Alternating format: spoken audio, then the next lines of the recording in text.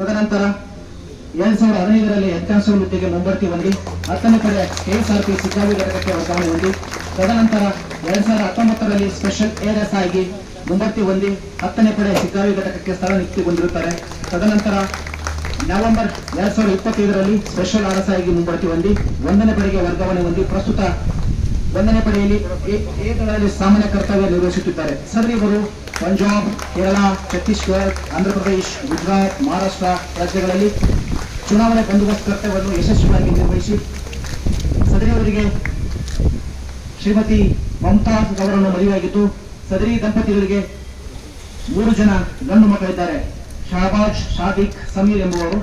ಸದರಿಯವರು ಒಟ್ಟು ಪೊಲೀಸ್ ಇಲಾಖೆಯಲ್ಲಿ 34 ವರ್ಷದ 10 ತಿಂಗಳ ಕಾಲ ಶ್ರದ್ಧೆ, ನಿಷ್ಠೆ ಹಾಗೂ ಶಿಸ್ತಿನಿಂದ ಕರ್ತವ್ಯ ನಿರ್ವಹಿಸಿ ಇಂದು ವಯೋಸಹಜವಾಗಿ ಸೇವೆಯಿಂದ ನಿವೃತ್ತಿ ಹೊಂದುತ್ತಿದ್ದಾರೆ.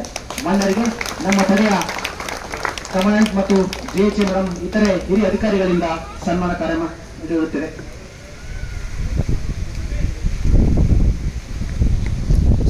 ಸರ್ ನೀವು ಈ ಕಡೆ ಬಂದು